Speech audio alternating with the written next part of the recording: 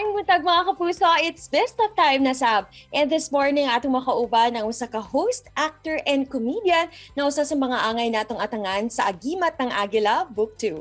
Walailaan pa kundi si kapuso actor Betong Sumaya. Maayong buntag Sir Betong and welcome back dito sa At Home with GMA Regional TV. Well, we miss you here in Mindanao. Kumusta ka na? Oo nga. Ay, naku, grabe na miss ko kayong lahat. At syempre sa mga kapuso natin, naku, maayong buntag. Ano ba Kamusta? Long time. Yes, long time. Naku, na-miss ka talaga namin. Ano bang pinagkakaabalahan mo ngayon? Naku, bago tayo nagkita ngayon, ako po'y galing sa taping po ng Bubble Gang. Yun, alam mo naman sa Bubble Gang, talagang talagang work siya, pero at the same time, you're having fun.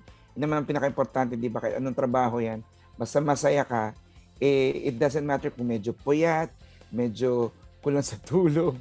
Yun. Hindi naman halata na kulang ka sa tulog. Amazing pa rin naman. Amazing. Amazing pa rin. Kaya nga sabi namin na amazing ang morning namin dito dahil nakakasama namin ang amazing Betong. At tanong ng marami, Sir Betong, saan ba humuhugot ng saya ang isang Betong Sumaya? Sa akin, sa family ko talaga, yung number one ko talaga na pinaghuhugutan talaga ng inspirasyon at lakas. Siyempre, pinakahuli na yung sarili mo na kasi nga, di ba? Parang mas magiging masaya parang mas magiging masaya ako kung nakikita ko na masaya yung mga taong nakapaligid sa akin. And it has been 10 years na rin since you were named as the ultimate celebrity male soul survivor. Ano ba yung mga lessons na nakuha mo from that journey and how did that help you to become a better person at marating mo kung saan ka man ngayon? Alam mo talagang sobrang nasenti talaga ako na malaki na itulong sa akin ng Survivor in terms of unang-una, hindi mo dapat maliitin ang sarili mo. Yung weakness mo, yun yung gamitin mong inspirasyon para mas lalo mong pagbutihin ang iyong goals, lahat ng hinaharap. And of course, ma-appreciate yung mga bagay na maliliit na hindi mo masyadong pinapansin noon. And at the same time, kahalagahan ng prayer, sobra. Yun talaga yung nagpalakas. Sir Betong, you've been blessed with your career. Ngayon nga ay napapanood ka na namin sa Agimat ng Agila Book 2. How does it feel na maging parte sa seryeng ito? Naku, grabe talaga kasi sobrang thankful, sobrang blessed kasi hindi lahat ay nagkakaroon ng chance na makatrabaho.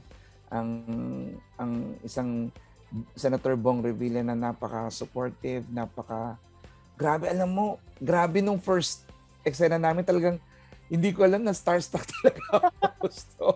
So, yun, sobrang thankful talaga yun, sobrang blessed.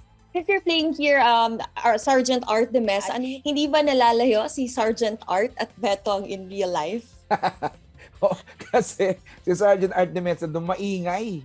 Siya part siya ng Special Task Force eh. And then with that said, Sir Beto, please invite po lahat ng ating mga kapuso dito sa Mindanao na patuloy na supportahan at panoorin ng Agimat ng Agila Book 2 and of course, to follow you also in all of your social media accounts. Yes, maraming salamat po sa mga kapuso natin dito sa Mindanao, lalo na po rito sa At Home with GMA Regional TV at talagang ako po talaga maglalambing po sa inyo palagi na supportahan niyo po ang Agimat ng Agila Season 2 tuwing Saturdays po yan, 7:15 p.m.